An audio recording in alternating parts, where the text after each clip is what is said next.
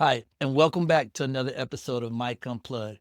We're picking back up with Sam Stith. Sam, welcome back on the show. It's been fun. I'm I, learning some stuff too. yeah, No, well, I definitely appreciate you sharing, and I know some of his deep stuff. And I got to tell you, I'm just amazed at how much you can recall.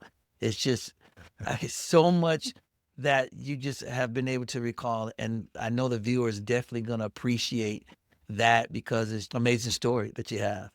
Let's do this now. I don't know what I had for breakfast this morning, but But you can recall all that. sometimes Exactly. I can tell you this.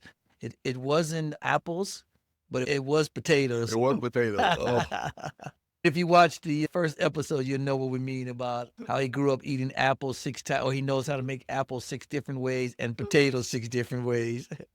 So take me back to your college days. Now, which college did you play for? St. Bonaventure. St. Bonaventure. Now, I just want just a simple question. How good were you guys? Oh wow, we were good. My brother was a gifted athlete.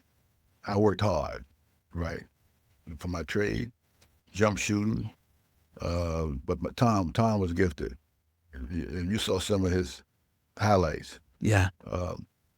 I'm so amazed that sometimes when I'm watching him play on the videos, I rewind it and go, "How did he do that?" Right. Right? He's 6'6", playing like a guard or forward. He was only 6'6"? Yeah. Man, I thought he was much taller than No, that. he's about 6'6". And I became a pure jump shooter, right, with hard work. And I used to love it when they double team Tom. I'm just waiting for the ball to come back out. Right, they left you It open. left me open. And then they realized, he can play. Because everything's spotlighted on Tom, Right. right? And I told somebody one time in high school, I said, they think the Stith Brothers is Tom's nickname. Ah. Right. Because it's Stith Brothers, it's Tom's nickname. I did that one time in high school. We were playing a team. I'm jumping ahead back. That's fine. Playing a team, St. Mary's, right? And the guy came on the court, which one is the Stith brother? So I said, number 18, blonde, blue-eyed guy. Uh-huh. Halftime, the guy was beating him up. He thinking he was the Stith brothers. Oh, beating up your brother, huh? No, not my brother. Oh, you pointed out somebody I else. said number 18, was blonde, blue-eyed. The guy didn't know we were black. Yeah. You follow me? And last time, guy beat me. I said, you think you're the Stith brothers? So they didn't have good scouts back then. No.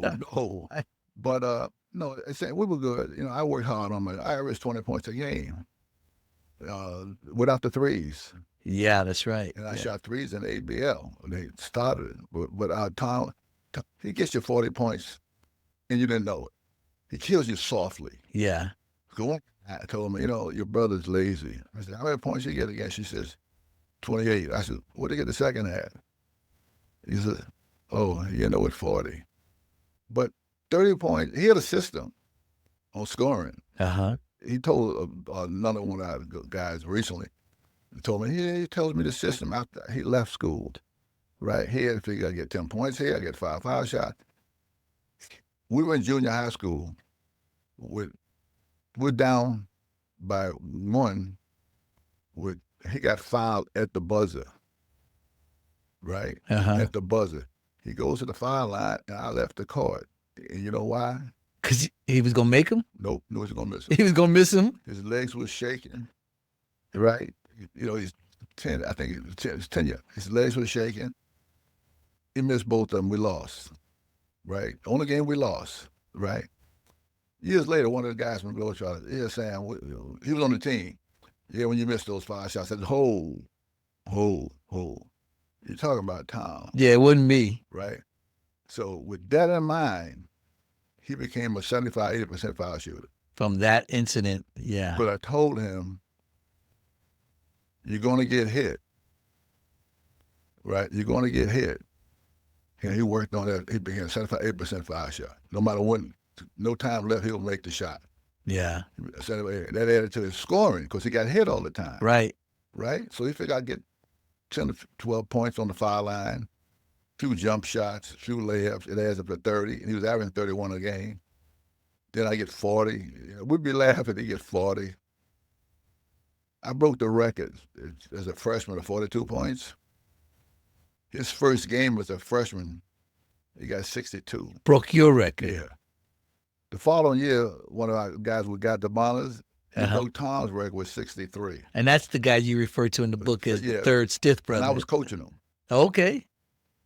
I could coach back then. It was a senior, the freshman team when it was scout. I'm coaching him. In the Army, we played in an armory. And they tried to experiment with walkie-talkies up in the balcony to the bench. Walkie-talkie to the bench. So in the ring, and I pick it up. Fred got 55. Fred got 58. Fred got 60. Fred got 62. Fred got 63, which breaks Tom's record, right? Yeah. I'm going to show you something now. When I went in the dressing room, all the players was wondering what Tom was going to say about letting Freddie break his record. Yeah. And they were dressed. I said, oh, let me get you guys straightened out right now. We root for each other. Right. You follow me? We're teammates. We grew up together. We root for each other, not against. Right. So if you're thinking he's going to have an attitude problem with Fred for breaking his record or me, you're looking at the wrong way of looking at us. You're looking at the wrong way because we're not like that. Right. Now, I could have took him out the game. How would that look? Yeah, exactly. Well, exactly, because that was protecting your brother's record, and he wouldn't have want that at all. I know it wasn't going to bother him. Yeah. I made it clear to them. I said, I see what you guys are thinking with your attitude, but it's okay. But we are together. Right. My brother, Tom, and Fred came out, the whole 9 yards. We root for each other, never against. Right. And that's how we play as a team, right, guys? Let's go out and beat somebody. That was a good lesson for them. And hats off to your brother and to you for being able to handle that way, because that showed the team that the game is not about one person. It's about the team and winning. That's it, Mike. Yep. But I still think you're not telling us how good you were, because you guys broke some records. No, John McClendon, right? I'm throwing his name out there. He coached Tennessee State, first coach to win 3 championships in a row, Tennessee State. When I went to ABL with Cleveland, he was the coach, and he told me something like I told you about the Jesse Owens. Yeah. I used to stay with him till I got an apartment. He said, Sam, and I'm with a great team. They brag. He said, something, Sam. Now they bragging, but let me tell you something. After you accomplish something, and did something in life to help others, you follow me? When you tell your story, it's not bragging. Right. It's trying to tell a story to help somebody else. Right. That's what I'm about. That's right. Forever. That's what I'm about. Now, I knew I was good. Yeah. My confidence level was never wane. I know I can score. You can't stop me. Right. You follow me? And you definitely can't stop Tom. Don't forget, we weren't playing against great teams, one of the great teams, right? But we knew how to score. And most important, I had a guy ask me, this is 4 years ago, he says, were you jealous because Tom, your brother got all the accolades? I said, well, I'm a pure shooter, 75% foul shooter, right? Led the league and led the team in assists, 3rd in rebounding, which is still in the record with the school, and I play defense. That's the 5 things you do in basketball. All around player. And he like this. I said, what was your question? Are you kidding me? Well, I think, didn't you guys not, what'd you do, average 50-something points? He averaged 30, and he averaged 31, I averaged 20. So 50-something points a game. Now, I had the privilege of seeing, he had footage of them playing was it in the Garden? NIT. In the NIT Garden. And so we sat down and we looked at that together. And you got to sit, if you could see him watching the game, he knew, look, made that one. Look, made that one. I said, oh, so you were good. He knew. You could tell he was going, and if he missed one, he's like, I'll make the next one. And I don't remember you missing too many of them. When guy also, another article was talking about it. I said, first of all, I said, In high school, right, I was voted the most valuable player. That's right. In college, I was voted the most valuable player by my teammates, right? Right. Because I was an all-around player. Right. You Yeah. call it brag, I don't care. But It's not bragging. I That's got, stating the I got facts. everybody involved, but the team voted me the most valuable player in high school and college. So tell me this: when that happened, how'd that make you feel? Oh, I was on cloud nine. But you know something?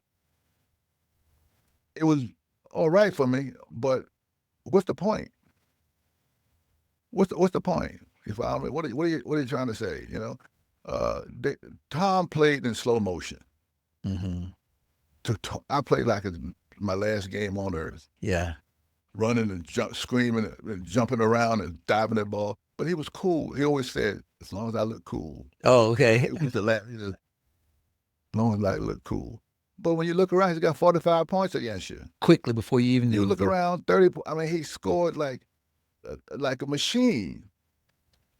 And that's why I thought he was taller than 6'6". No, 6'5" or 6'6". He's no taller. When I watched the game, the footage, I mean, he was cleaning the boards, which he shouldn't have been touching. Yeah. Now I was gonna say both of you guys can handle the ball. He shouldn't have had. He was going. Yeah. Matter of fact, he took it coast to coast a couple times. Not good. Yeah. It happened. Jumping around again. We're in Cleveland. I'm playing with the St. Bonnets. We're playing the Pipers. John Steinberg's team, and we're up by 1. No, we're up by 2. And I look around, and he's bringing the ball up. I went, oh man! I looked at my buddy Martin. I said, oh man! And the guy stole the ball from him, and I'm chasing him. He laid up to tie the game. Tom looked at me and said, "I'm sorry." Never in his lifetime, not in his lifetime, did he say he said, "My bad, Sam." You know what the coach said to me? How come you didn't foul him? And I'm thinking, I didn't lose the ball. Yeah, but you're gonna get on me for now fouling. He was right. But the guy who stole it was a monster. Like, you know, he'd have took me up to the basket with him. Okay. I wasn't thinking that way, but I was chasing him. I didn't get close to him. The team, my teammates always loved me, right? To myself. Yeah. Right. So he says, so we'll go overtime. And with 10 seconds to go in the game, we're down by 1. Call timeout, and nobody said nothing. I just looked at everybody. We don't say nothing. I take the ball out, and I threw a line. He used to catch my passes because I throw hard passes. He turned, took the shot 15 feet out, and then walked off the court at the buzzer. Game over. That was his 65th point. Your brother Tom? 65. So you guys were bad. And I tell everybody, Tom and I hold the record in D1 for most points scored in a game by brothers. 73. He had 65 and I had 80. Right. But collectively together though. But I had 22 assists. Okay. He had 1. Yeah, you go the all-around ball player. Exactly. That's what it's frustrating when I see guys don't know the game. Right. The NBA players today have a low IQ, basketball, low IQ. But we were smart, and we were lucky. Our coach in high school, we didn't want to call timeout because we know he's going to take one of us out. Who? The coach? The coach. Yeah. He smoked Lucky Strike cigarettes. During the game? During the game. Boy, times change. Smoked cigarettes. And you go over it, Mike, going for Sam. You're up by 15 to 20, right? Okay. So what we used to do, which is cocky, we never left the floor. The other team called timeout. We stayed on the floor. Stayed away from the coach. They ain't going to change nothing with your timeout. Right. You're going to still get beat. Right. Right. I don't think that coach, the 3 years I played for him, had any conversation with me. There zero conversations, like sitting down. Yeah. What college you thinking about? Nothing. So let's talk about that. You're talking about your high school coach. High school. I think it's important to take a few minutes to talk about your high school coach. Who A successful coach. he was successful. Oh yeah. Yes. We didn't make that school. We just integrated it Right. because they were a good team anyway. They had Are you? This your high school? high school. No, I'm talking about your. Okay, so your high school. All right, yeah, Yeah, high school. high school St. Francis coach. Prep. Okay, My high school coach. then you go to college. Yeah, that's Let- no, that's Eddie Donovan. That's the other coach. Let's talk about which one you want to talk about first. Let's talk about your Any one you want, high school or college. let's talk about your college coach and the Well, reason. college coach. I went up to see the school, and first time I met him, and he wanted me to work out against the varsity, and I went work out. I just came out of high school, All-American, 2 championships. I got to work out or Mhm. try out for the team. Tryout. So it wasn't just. Oh no, he said let me work out. He said okay. work out, but it's against the varsity. Yeah. I'm not. Didn't work out for them. What do you mean? Oh, I hit him up. Didn't work out. Larry was on it. Larry, I Yeah. hit him up. You know, I put out all stops. So he tells me, I just want to see how you would fit into our system. And he the guy, I checked the record. He was 18-50. Before you got there, Before I got there, 18 and 50 for his career. for 2 years. Wow. I'm like, fit into that system? Yeah. Why would I want to come in and fit into the system? Right. Right? But I sort of made up my mind.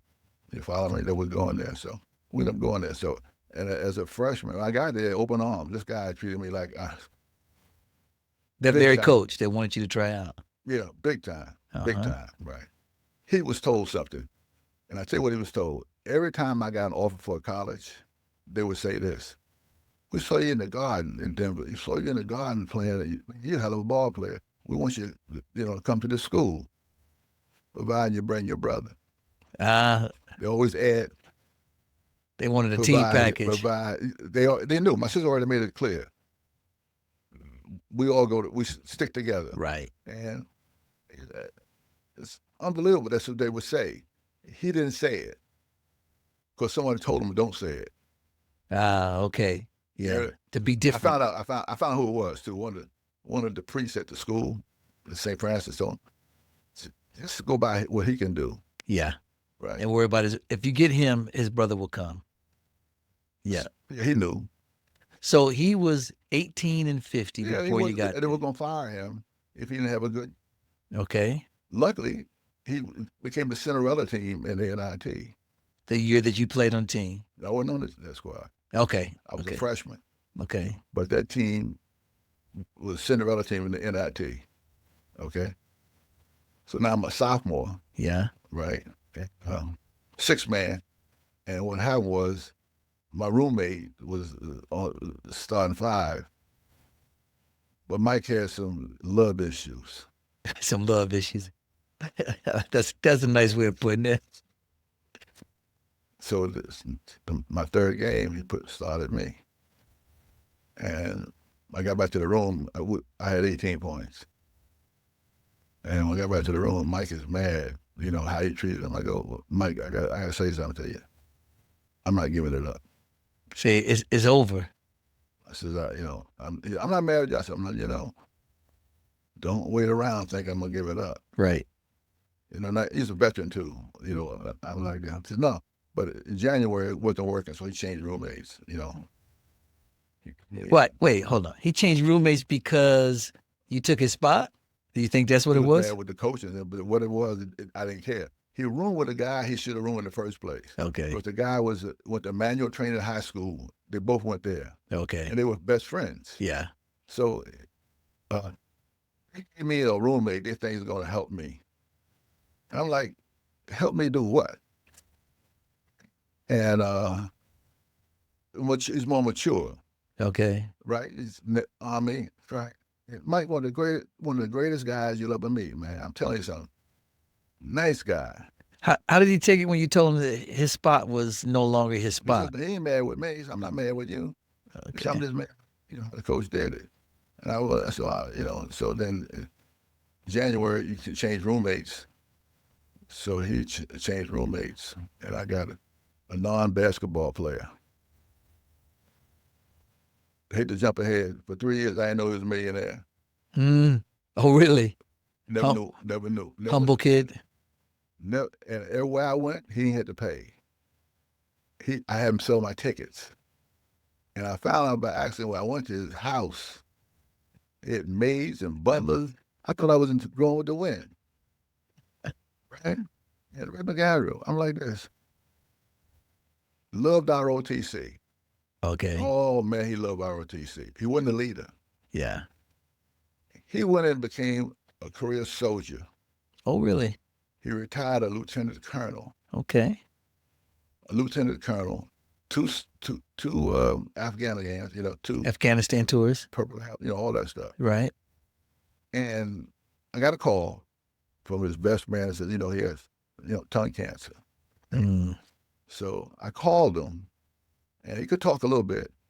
And I said, I'll let you know, I really enjoyed having you as a roommate. He said, Sam, I was fantastic having you as a roommate. He died a week later. Oh, wow. And I sent a thing to get him to the ROTC Hall of Fame at St. Bonner's. Yeah.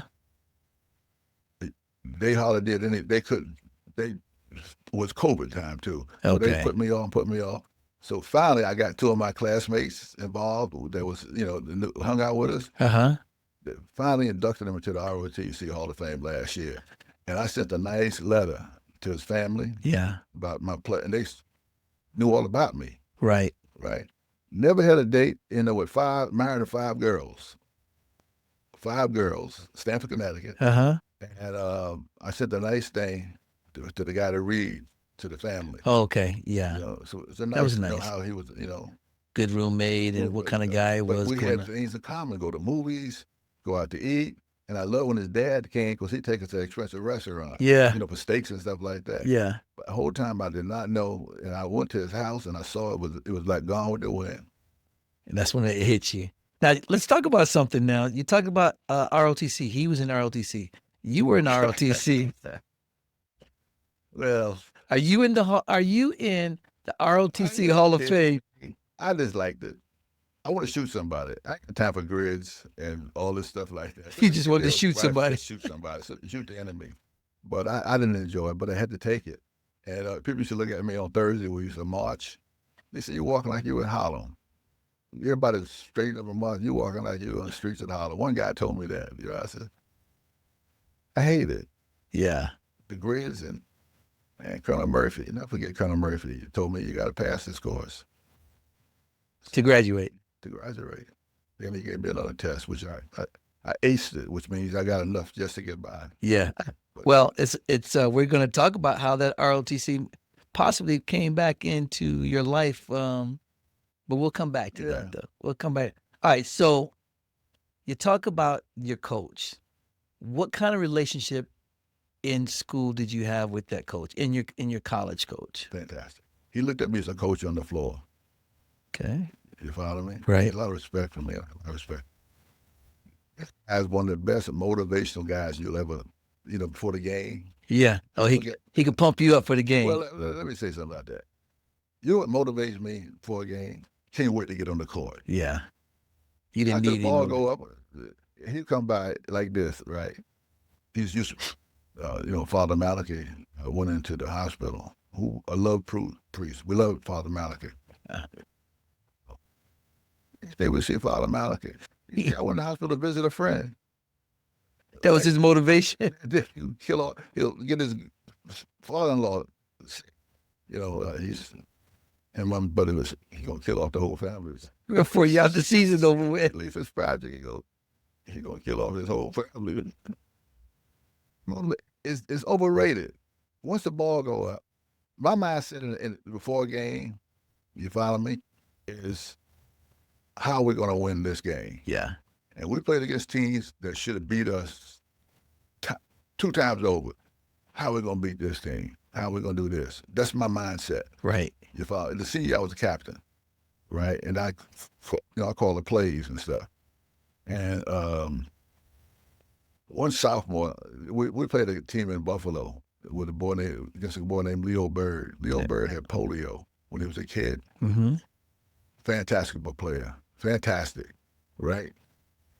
Like 40 points against us. You don't get that. You don't score that many points against us. Yeah. He's 5'11".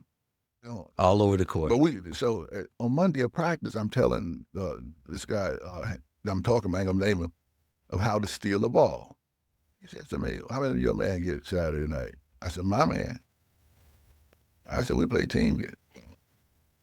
I said, "Never mind. Tuesday game," I said, "Don't put him in the first half, coach." He ain't asked me why or nothing. I said, "Don't put him in the first half." He sat on the bench. Second half, he put him in. On Wednesday, I go, "This is how you steal a ball." He caught on. He listened. Yeah. But my mind said, the motivational, Newt Ruckney, all that stuff, once the ball go up, Wilt Chamberlain ain't think about your motivational. That's right. Bill Russell ain't think about your motivational. They think to beat you down. KC and Sam ain't think about your motivation. Elgin Bell, they ain't think about your motivational. Yeah. We used to laugh with the Knicks. This is our night. This is our night. We're going to court. The first thing Chamberlain hits the ball, dunking the ball, bounces back up to the rim. Well, where you going after the? It's over. So it sounded like you had a great relationship with your coach. Great relationship. I mean, again, a mystery jumps in. Usually in college, they come and say, "What you gonna be doing? You know, you going to ABL? You gonna go in the NBA? What you gonna be doing?" Right? Never talked to me after the season, my senior year. Before you got drafted. They didn't say nothing about what I'm gonna be doing. I was drafted by Cincinnati and ABL. They said, "Well, which one you gonna be?" No conversation on my career. Didn't sit down and have that. Most coaches would sit down and say, "What's your plans?" You know, you're boom, boom. No, I didn't expect it. You did not expect it? You know why I expect it? Because we don't expect things. When you're in a situation like we came out, right? You don't expect anything. It happened. So it didn't bother me. Right. Right? Because I didn't expect. I made up my own mind what I was going to do. Right. Right? So whatever you say to me ain't going to change my mind because I already made up my mind what you want to do. Let's talk about the NBA draft. You got drafted by Cincinnati, which is now the Sacramento Kings. They drafted me as a shooting guard with Oscar Robertson. So at the time they had the NBA and they had the ABL. Like the ABL was the Industrial League. Industrial League. Okay.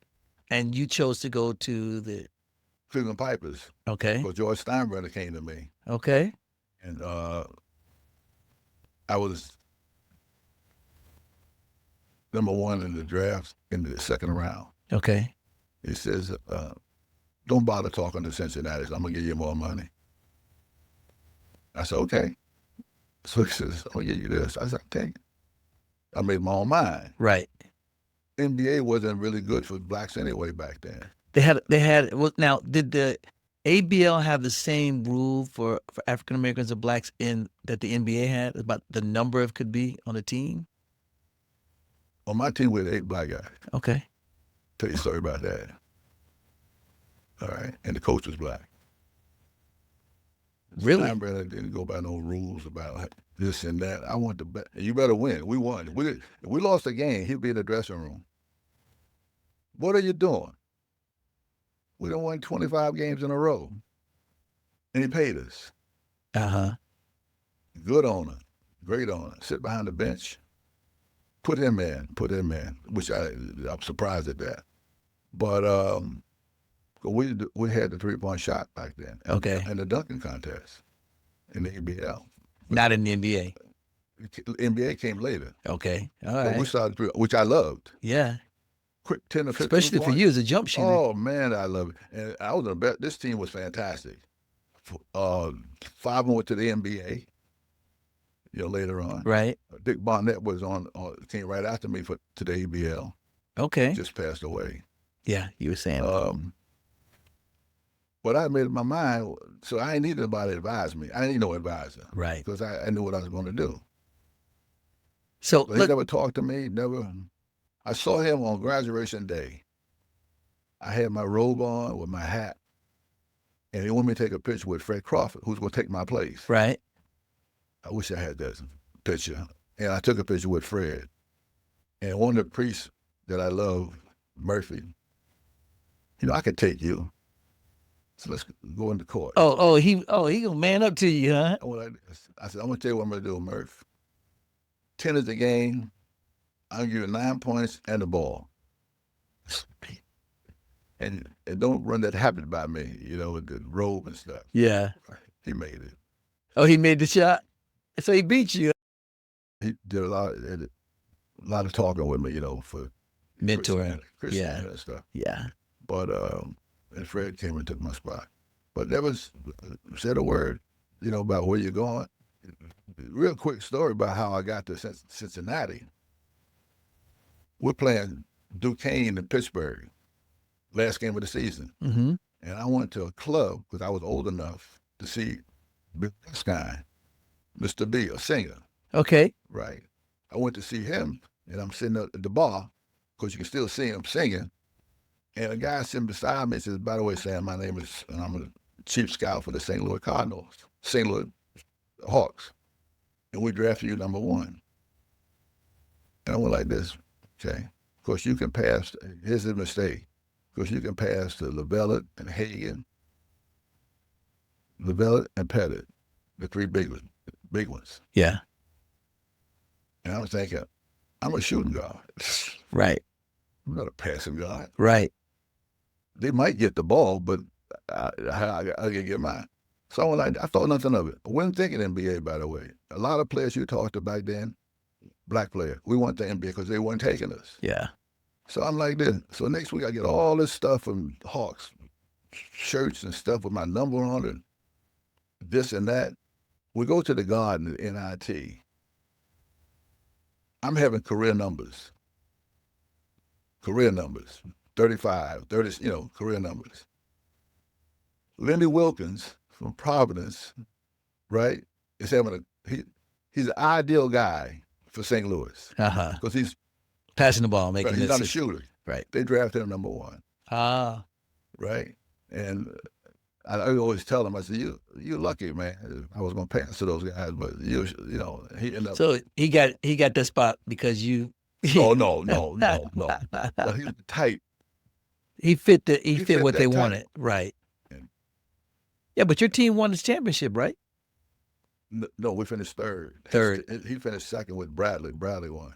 No, in pro, when you went professional, you won a championship. You didn't win the championship. We didn't come close to winning the championship. No, we were lucky to finish with wins. Yeah. Terrible team. So now your brother comes out, and he gets drafted by who? Number 1 draft choice for the New York Knickerbockers. New York Knicks. Second in the country in draft. To Jerry Lucas. Second in the country too. He was what they call, very unusual, a consensus All-American. Now, consensus means AP, all the magazines had him number 1. Everybody did. Everybody did. So now, later on, was that the same year that he came that you joined the Knicks? No, I came first. Oh, so he got sick. Okay. He got sick. He went to the sanitarium. Yeah. With tuberculosis. And we'll talk a little bit. So your brother comes out, but before he got drafted, you had already got picked up by the New York? Yeah. Okay. I always tell everybody, Cincinnati had my rights.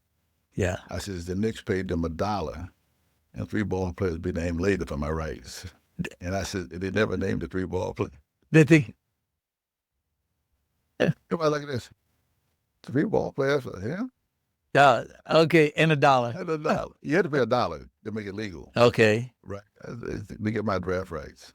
And I saw Cincinnati when I was going into the National Guard in Cleveland during the Olympics. They were working out. And the coach came over to me. He goes, what happened to you? We drafted you. I said, you never called. He went, all right. And walked away. I never got a call from him. Now, who was the owner of the Cincinnati? Well, I wouldn't know that. Oh, well, who'd you play for first? I played for Cleveland. Cleveland. And Cleveland's owner was? George Steinbrenner. Steinbrenner. So don't want to know he had a basketball. This guy owned they were shipbuilders, but they owned the Pipers, ABL team. ABL team. Now I want to shift gears, and we're going to come back into basketball. So back during that time that you joined the ABL, they had the draft. I was drafted number 1. No, not.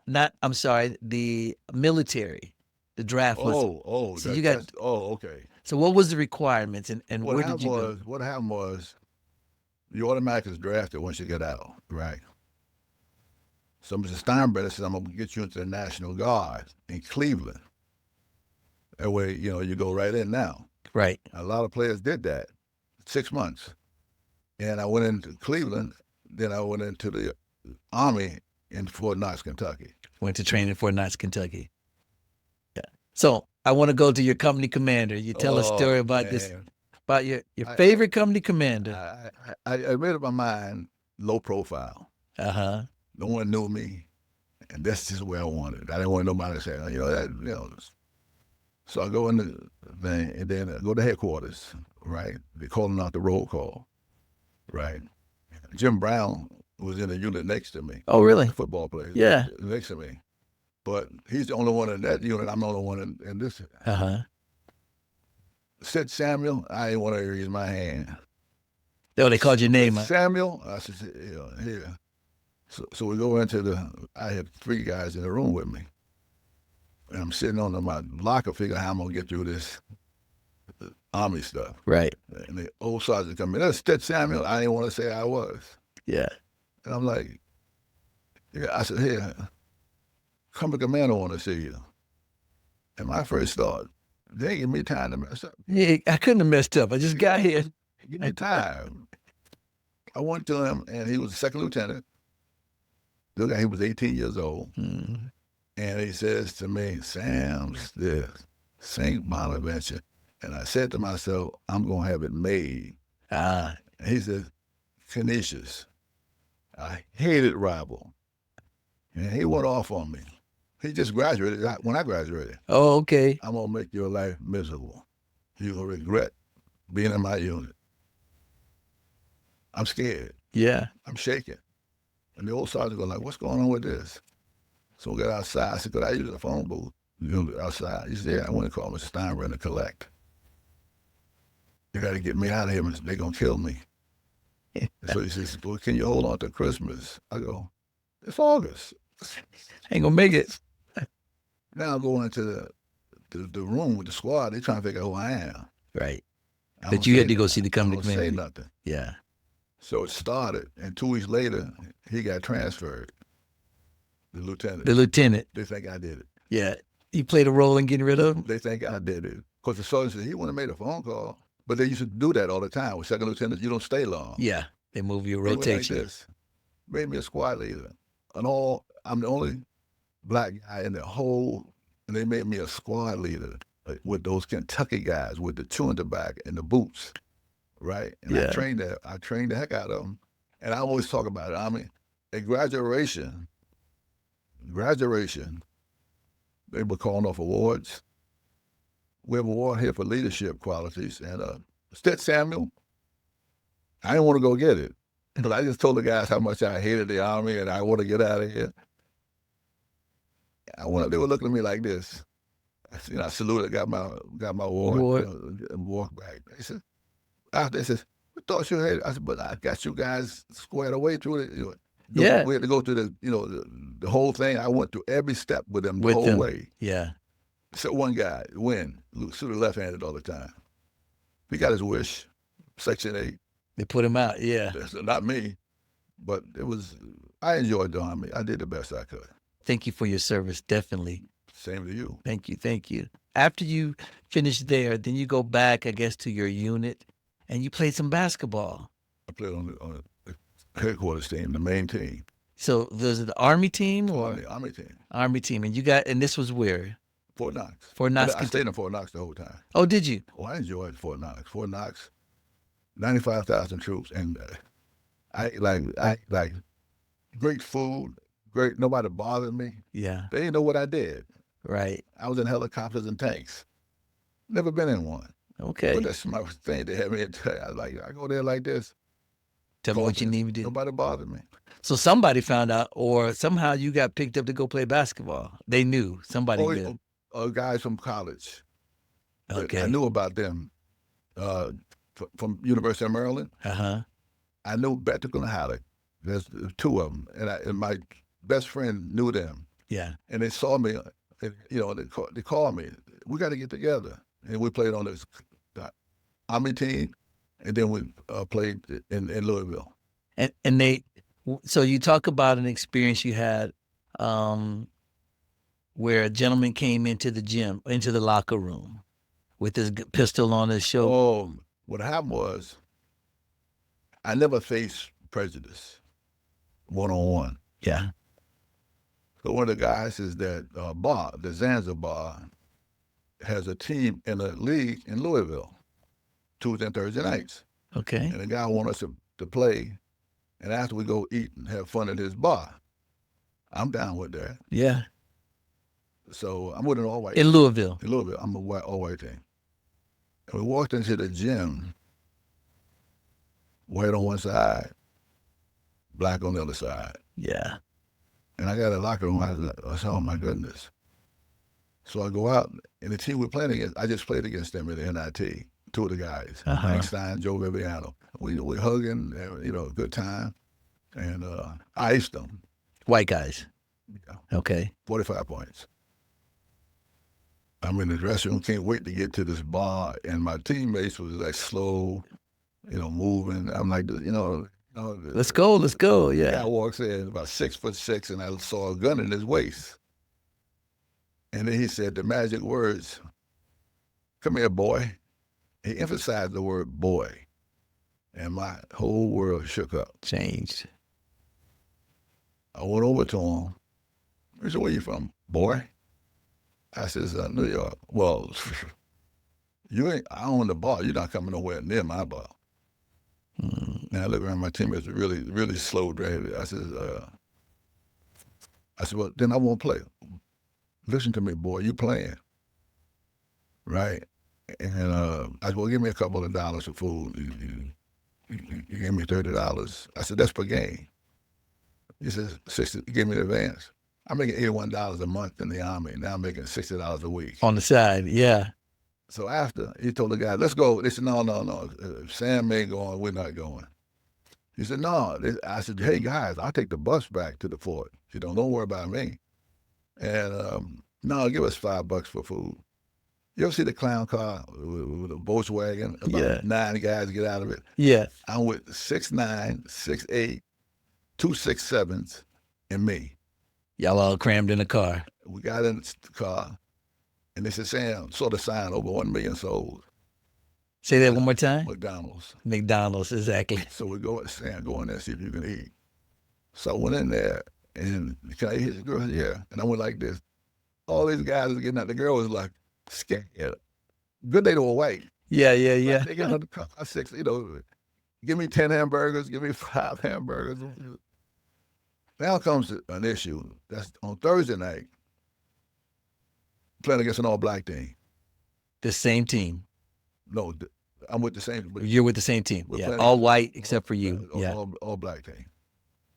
Man, I went to shake the hand. Don't touch me all night. Huge. My kind of team I like to play against when I was 14. Yeah. I went up there, beat the heck out of me. And the ref didn't call it. Twice. So I called timeout, and I went to their bench to say, come on, guys, this is to get back with your white friends.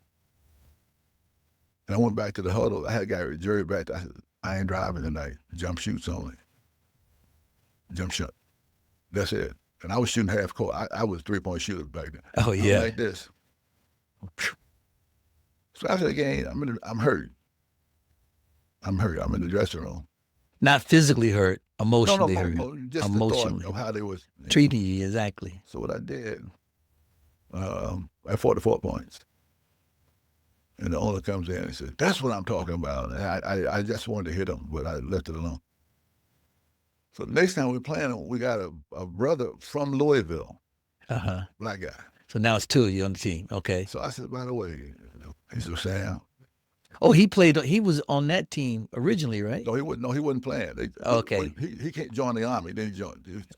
Join you guys. So the 2 of us. I said, by the way, what are they trying to? He said, well, they know who you are. Be careful. Be careful. What does that mean? Yeah. You know, just try not to drive. And I said the following when I'm 18 out of Holland. You tell them every time I play against them, I'm going to kick their butt. I'm going to get 35 to 45 points. He said, you want me to tell them that? Tell them. Well, he said, we heard what you said. I said, now watch it. We never trash talked. Right. We weren't taught. I started trash talking, Mike. I come down with the court with the ball go. Why are you guarding me?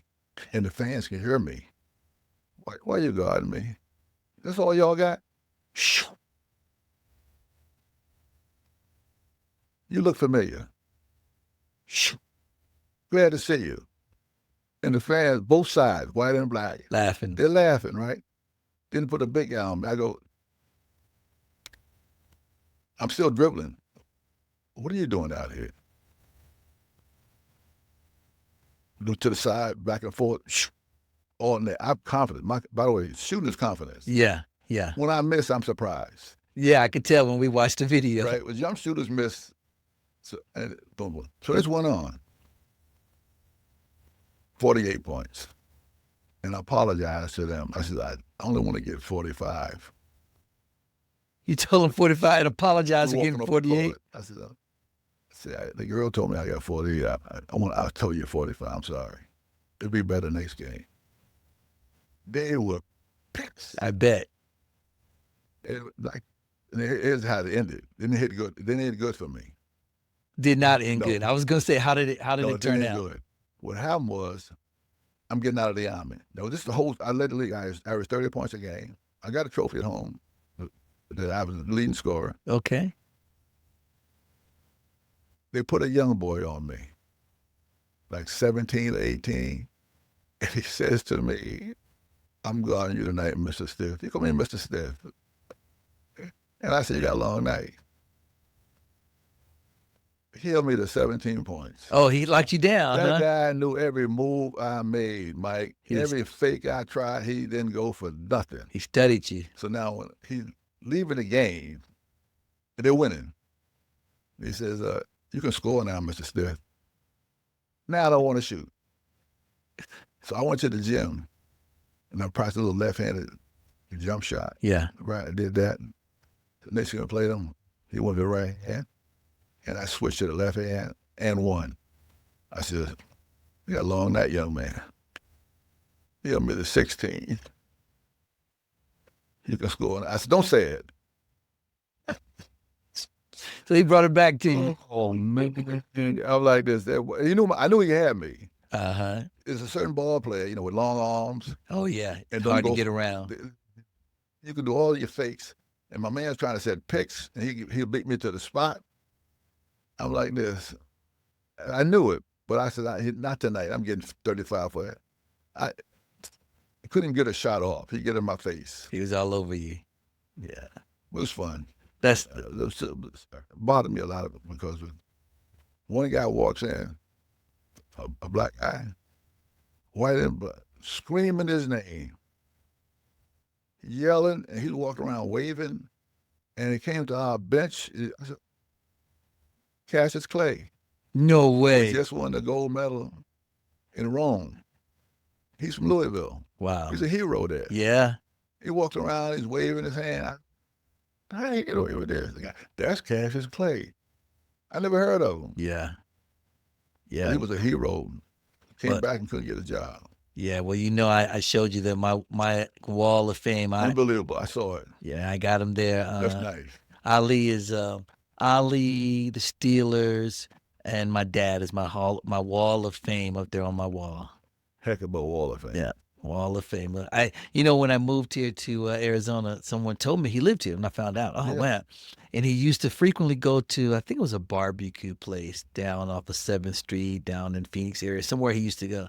I tried numerous times to be there to meet him and never got the opportunity to meet him. Well, besides that, I met him at Will Chamberlain's place. Did you? The Small's Paradise in Harlem. In Harlem area. I met him there, shook his hand. You grew up with an enormous amount of tremendous talent all around you. unbelievable, Just unbelievable. who did you idolize in sports? Or obviously you talked about the bishops or the people at school, but who athletic wise, the athletes? Jackie Robinson.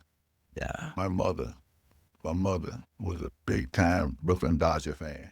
She Really? turned me on. She was always the baseball player, right? Huh? And she turned me on baseball with Jackie Robinson, right? Yeah. So sneaking there up this field, just see him. And I tell you how I met him, and it's not good. When he finished playing, right, he became the chairman of Chock full of Nuts. Oh, really? Yeah. Uh-huh. On the board. I come out of the Army, and I went to get a job there for a trainee to be a manager. Mm-hmm. And the lady interviewing me, I see her right now, white hair. I said, oh, boy. And she started asking me questions. She said, well, Mr. Robinson is looking for someone, who has a college education.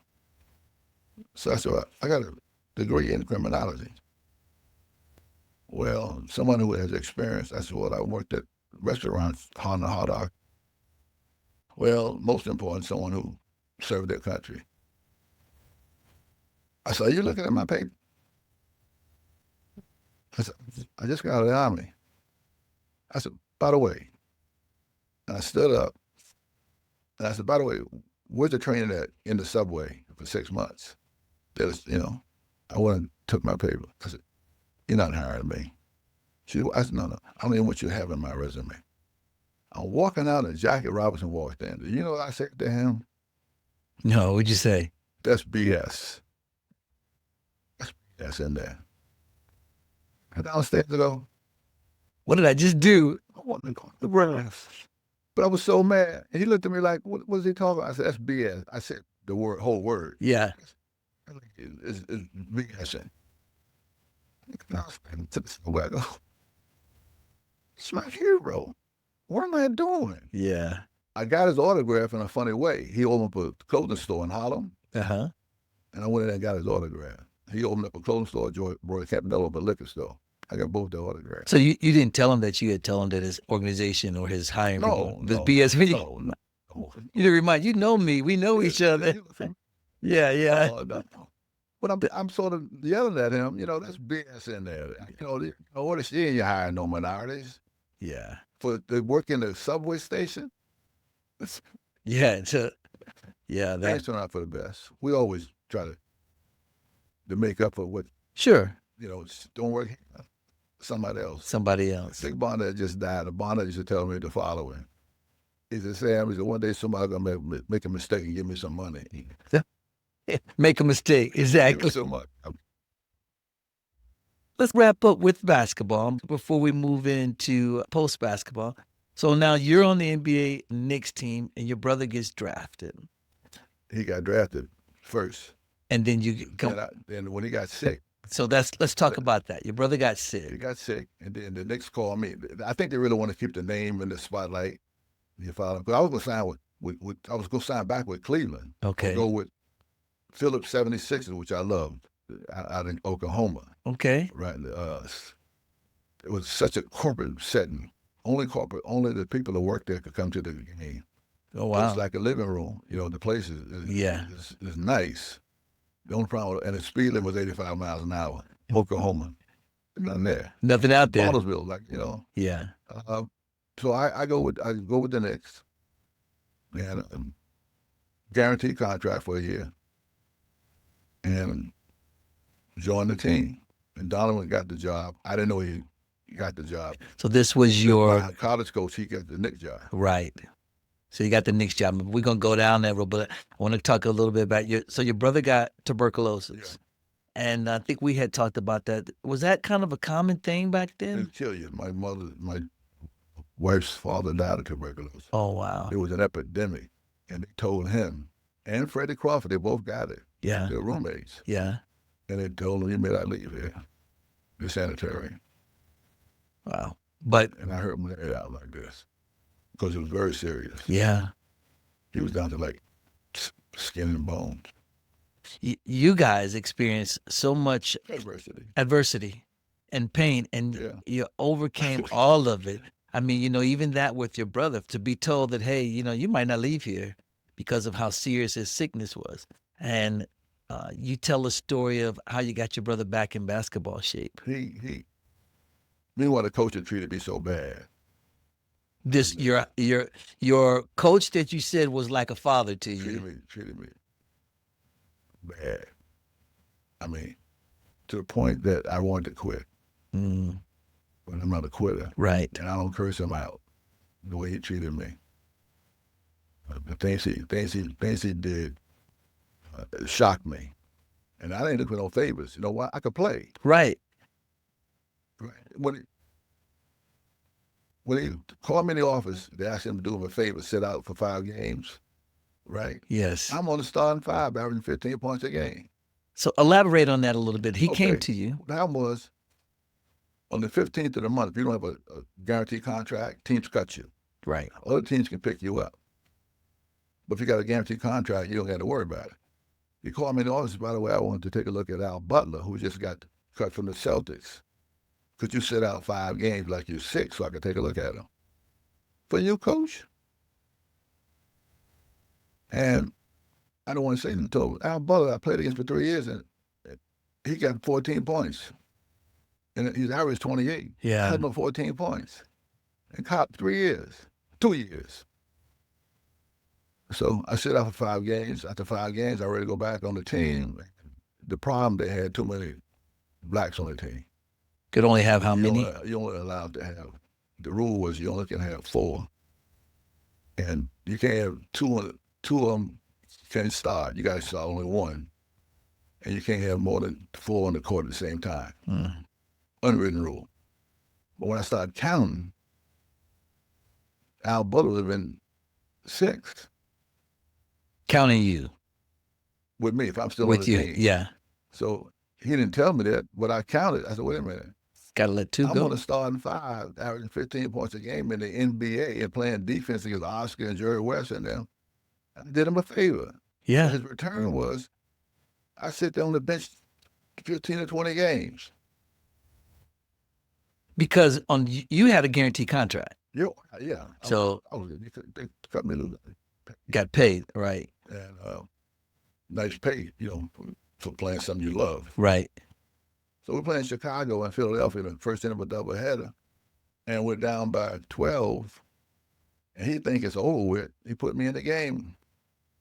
I go in the game playing against my hero growing up, Cy Hugo Green. My hero.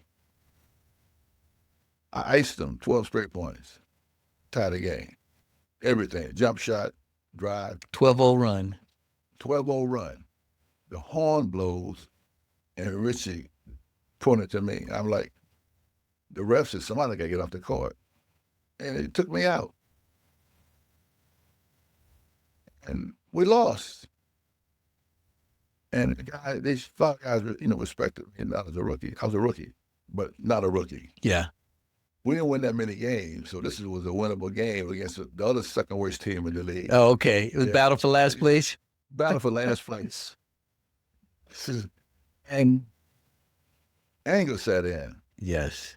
And I left it alone. Why? Huh? Why did you leave it alone? You try to be respectful and try to understand things. You follow me? Right. I'm confrontational in certain situations. You follow me? Yeah. But I was in shock at how he treated me. So it's more of a, what did I do to deserve this? Right. And they put me back on the team because they cut a black guy. I took his place. I'm like this, Tell me, I knew about the quota system. Yeah. A lot of people, I knew about it. Right. I knew before I even got to the Knicks. Right. Because I used to talk to players. But it sort of shocked me, so I left it alone. And because I want to get a contract for next year. Okay. Yeah. So the next year, he calls me in with the general manager to give me a contract, right? $8,500, which is a lot of money. And now I got to make the team. Okay. So you got to try out. I got to try out. Yeah. After being on the team, you got to try out. I worked out every single day. I had Tom, who just recovered from tuberculosis. Right. I worked out with him. I said, ain't the same coach to coach you. You made him, you know. So he goes to in shape. He goes to camp, sort of in shape. And I said, Tom, don't worry about it. Get in shape the best way you can. I said, don't believe that. Yeah. Or keep going. Don't believe that. So he kept going. And breaking camp, he called me back into the office. The words you don't want to hear as a player. The coach want to see you. Yeah. I go, he said, Chicago, I want you to come to Chicago. I said, I'm not going to Chicago. I got a job here, my family. He said, well, I got to let you go. He gave me $1,000, which I didn't deserve. You don't get money when you get cut. Okay. And he released me. You know, we was in the locker room when I went in there to let them know.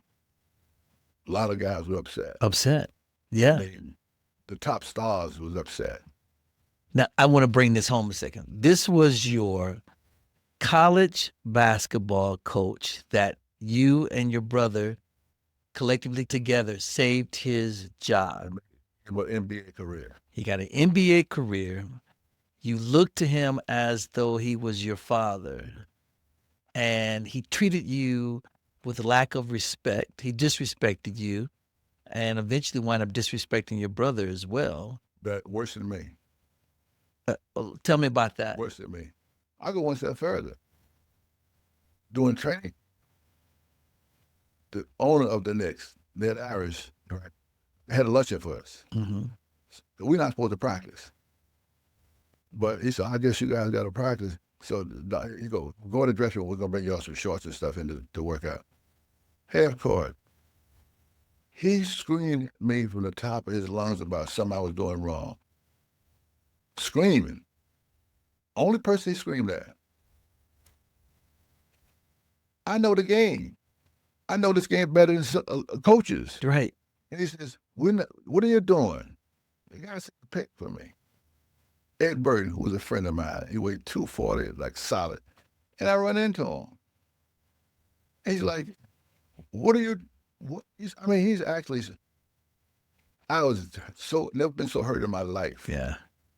And he did this the whole practice. Nobody else he yelled at. What are you doing? We don't do that anymore. Oh, we ought to because we're losing. But right. Yeah. We need to do something different. Oh, it was that system that he had when y'all first tried. But I'm like this. I came over to console me, man. Yeah. I don't know. So then my brother, he heard worse than me. We can do another segment on that because my brother don't bother nobody. All he does is play the game, score, and win. Yeah. Winning was our main objective and plan. Not losing, not finishing second. Winning. We did it in high school. We did it in junior high school. We lost one game in high school. No games with the Lucky Sevens. No games lost in junior high school. That's our MO. Right. We run off 18 straight win games during the year. 18 straight because we don't want to lose. And by you don't want to lose, your teammates don't want to lose. Right. So you bring them along with you. You don't accept losing. So you guys gave this guy your blood, sweat, and tears for I was shocked. Several. I mean, we're talking at least 5, 6, maybe even a decade. We made him. And you ain't paying me back. Right. Because it's no return. Right. And I put in a book, it's a mystery of why a lot of people, understood it, why I was put in the book. Some people said, why would I put that in the book? Why not? That's part of your story. That's part of your story. But here's where I want to drive home with that.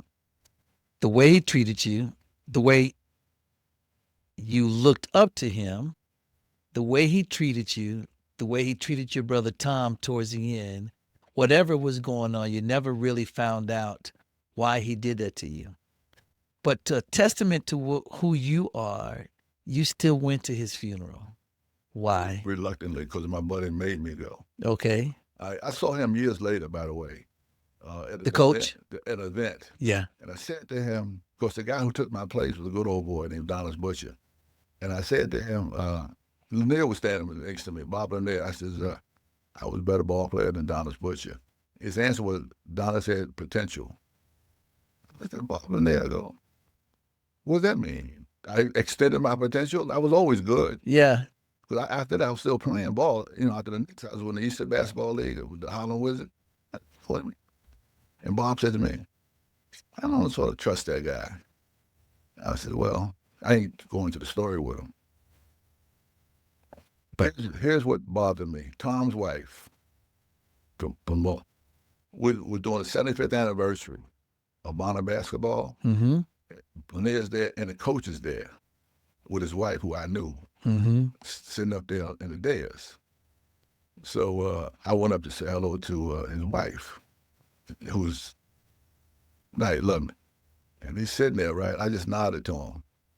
His wife came over to Tom's wife's table and said to her the following: Coach still feel bad how he did Tom and Sam. But he couldn't tell you. He felt, but she said, why he do it? Right. And she was there. Don't forget, she was there. That's right. And my wife would have said, well, why he do that to them? Yeah. But she says, she says, and when I heard that, I was so freaking, I wish her daughter was standing there, Lisa. Because it would have been a different story. Yeah. Oh, if she was standing there, he still feel he treated Tom and Sam. Why he do that? I'd have kept in a conversation. Explain to me. He left before it was over with. Yeah. Why did he do that to them? They made him. Yeah. But that's the kind of person, so they were married 50-something years now. So. And because of his actions, I won't say it ended your basketball, because you still went on to play. I still played. Still played, but it my NBA career. NBA career. Tom's NBA career. Right. And Tom went on to lead the league in the Eastern Basketball League, 35 a game. He got his full strength back. They tried it in him again. He had a major car accident. Yeah, you talked about that. Just you guys are just, and it's been through, but you always come out on top. You always come out taking that pain and turning it into your purpose. And I mentioned to you about you still went to his funeral. That took a lot. That took a lot to do. It was a long ride. Yeah. And my buddy who played, my teammate, Sam, he says, come on, I'm taking you and Tom. Both of you went? Oh, yeah. Both of us. I saw his wife. He's talking to Dave DeBuscher. I said, well, I guess my scholarship is over with. I looked in the casket. He died tragically, though. Did he? Yeah. So tell me this, and I think either way you answer this is going to be okay. Do you feel like you've, I still hear hurt. I still hear frustration, and I won't say anger anymore, but just disappointment. No. Over a lot of stuff. Okay. Over with. We go through so much, and you carry a load, you follow me, which gets heavy. Yes. Right? And the biggest thrill I had, my legacy,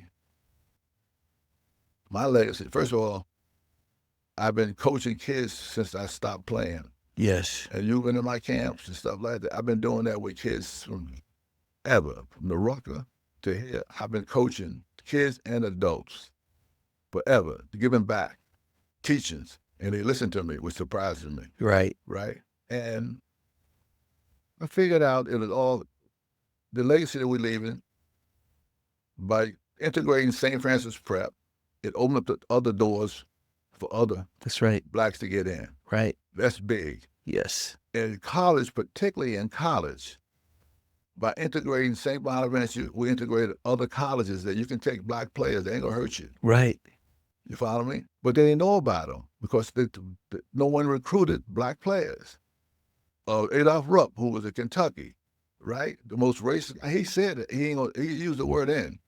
They can't run and jump. They slow. And that Texas team beat them, boy. Man, all hell. But they didn't know. They didn't recruit black players. And your black players went to, I hate to say this, to go to circle black colleges, but they don't get the right education at that time. Now, yes, but they didn't recruit. So we opened up the door, and Charlie Scott, who was the first black guy in North Carolina. First, I got an article that he says, he went to the same junior high school we went to. Oh, okay.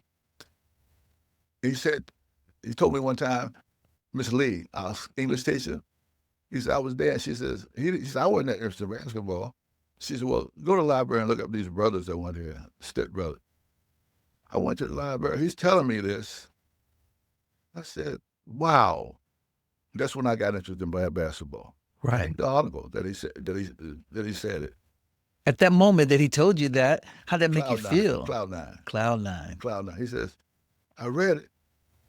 These are years later about you and Tom. Freddie Crawford. He went to the same school.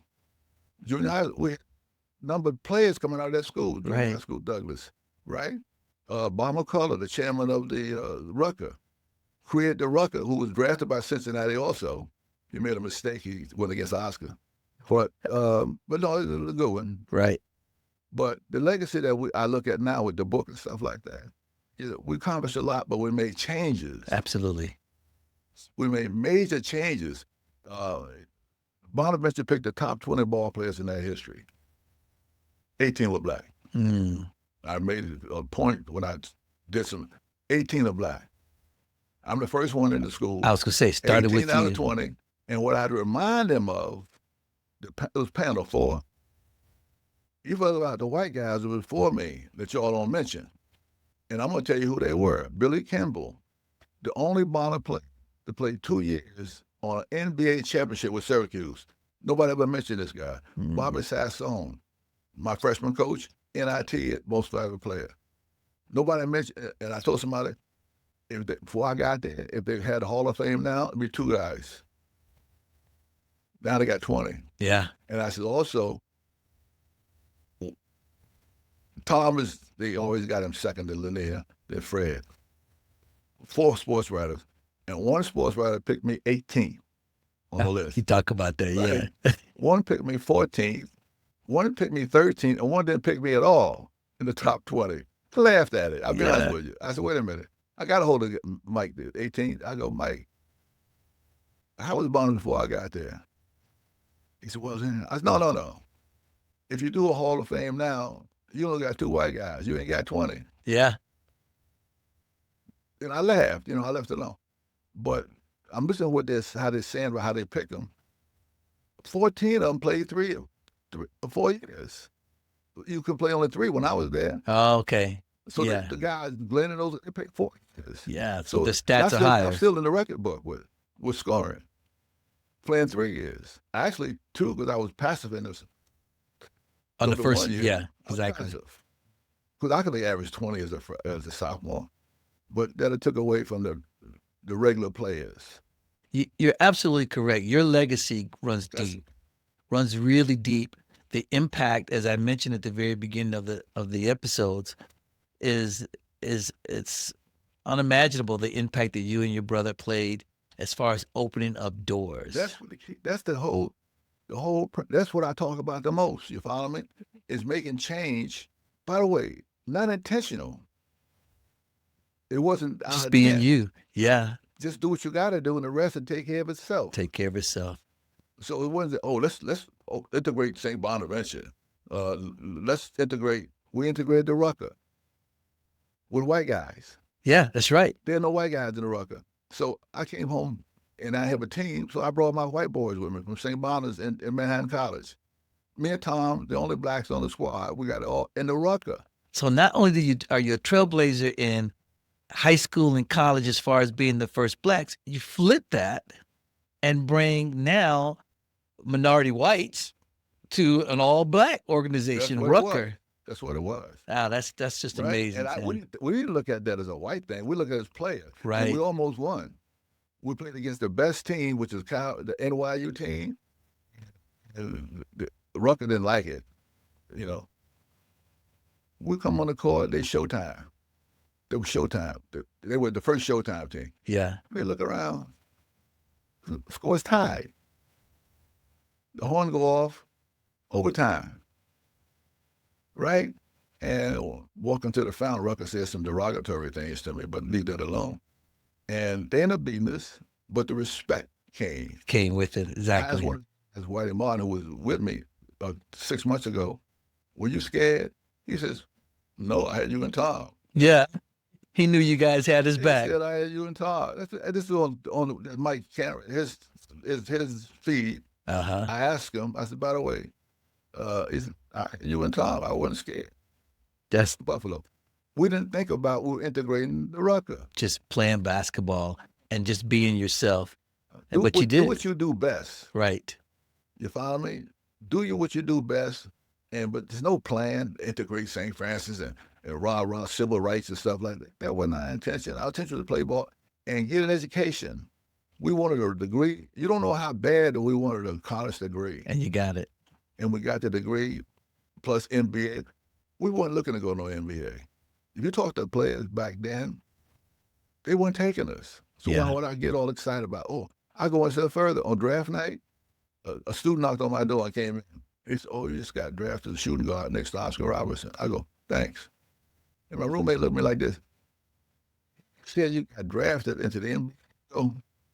And you're taking minorities right now. Right. It's, showtime, it don't bother me. But now you got guys standing up with suits on, how they get this money, get these suits. Yeah. I'm like this.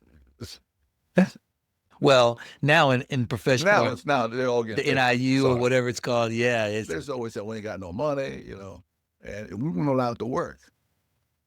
In college. You couldn't allowed to work in college. I worked construction during the summertime. Yeah. You follow me? During the year, but I worked construction 2 years in a row. Bad. I mean, I hurt, but the check was good. It was good. Exactly. Cash was good. They paid cash back then. And having the opportunity to, I'm sure, to help your sister out. Oh man, that was the biggie. Yeah. The biggie. You follow me? You talk about that before I move into closing this up. You talk about not wanting to disappoint your family. Obviously, it was your mom and your grandmother, but after both of them passing, that not wanting to disappoint your family became not wanting to disappoint your sister. We don't want them to bring heavy pressure on them. They were. My mother, on Christmas, she bought us a basketball. She hustled some money because she knew we liked the players. I mentioned the scandal. Yeah. She bought us a basketball, and she gave it to me because I was older. Yeah. And then she's a prophet. She said these words. Now pass it to your brother. She had no idea how that statement made to help our career. That's right. She said, now pass it to your brother. What you did and then pass it to your brother. Wow, that's. And I don't forget a lot. I never forget when she said that. She said she struggled to get that ball. Yeah. She said, I know you guys. She wanted me to play baseball. I said, I'm a stickball player. Yeah. I'm not baseball. I was a softball player. But she really made me sit and watch. There's nothing on TV. We had to watch the game. Yeah. The Dodgers. Jackie. Big fan. Then I became a sick Dodger fan. If you could go back in time and speak with your younger self, what message would you give yourself? Do what you do best. Do what you do best. And always trying to help others, right? Let them know you can survive. And when I give speeches to other kids, I don't hear anything about parents being divorced is why you're a bad person. That's right. You have no mother and father. I don't want to hear that because I lived it. Yes. So I can talk from experience. So don't blame anybody to make excuses for you if you're going to do something. I get the kids out there, put them around a circle on the floor. I said, there's some nice sneakers you got. Who bought them? My mom. 9 out of 10 go, my mom. Mm-hmm. So when I finished, I said, Nash didn't buy those sneakers for you? Oh, Shaquille? Your mom, huh? Oh, this nice shirt. Oh, my mom. I said, Shaquille didn't buy it. And I went through the round. And I said, let me explain something to you kids. I don't want to hear a role model because a lot of role models are in jail. Mm-hmm. You can say you're a fan of a player. You're a fan. We're not a role model. Mm-hmm. Just cut that loose. Sam, again, thanking you so much for being I here. enjoyed this. It's a good conversation. I have thoroughly enjoyed it, and I'm sure everybody will enjoy the episodes that we're going to put out here. But before we close out, Kwame, I've been trying to reach out to you. I don't know what to do with him. Kwame started the camp that Sam worked with, that my grandson and my son went to. It was an amazing thing. I'm not sure what Kwame, if he's still doing camps or No, where he's at now. He's doing mental thing with kids. Mental thing. Kwame, you got to get on the show. I told him to call you. You got to get on the show. I'm calling you out in front of everybody. You got to get on the show. Sam was sharing me this story, and you got to get on the show. So we'll make that happen. But I want to close with a couple of things. First, before we close out the book, as I mentioned to you, the Stith Brothers, great book. Go get this book. It's out on Amazon. Buy it for your mom or your dad or your family members, especially your parents or your grandparents. Let kids read that. And that's where I was going to go. Give this to your son or your daughter. I'm telling you, it's a good book. It's a great story, and it's something that kids can go back to. I wrote all in the book. I highlighted all through the book. I've actually read the book 2.5 times. Wow. Because it's just stuff that I didn't live what you lived. I didn't have to worry about integrating anything because pioneers like you and your brother did that for us. So get this book. Again, get this book. This is important to me. But I got something else that's really important. This is my call to action to all listeners. In 2024, Tom was recognized for his accomplishments in the National Collegiate Basketball Hall of Fame. So they got Tom there. Why is Sam not there? Sam should be there beside his brother. They've been attached to the hip almost since birth. They both made enormous accomplishments in this game of life. Let's all reach out to the National Collegiate Basketball Hall of Fame and push to have Sam recognized alongside his brother. They should look up and see Sam and Tom together. Recognize them as the greatest brothers act in basketball history. Let's get them back together again. Let's do that. Let's show Sam how much we appreciate what him and his brother did. And I'm not asking you to do anything that they haven't deserved. They deserve this. Let's make it happen.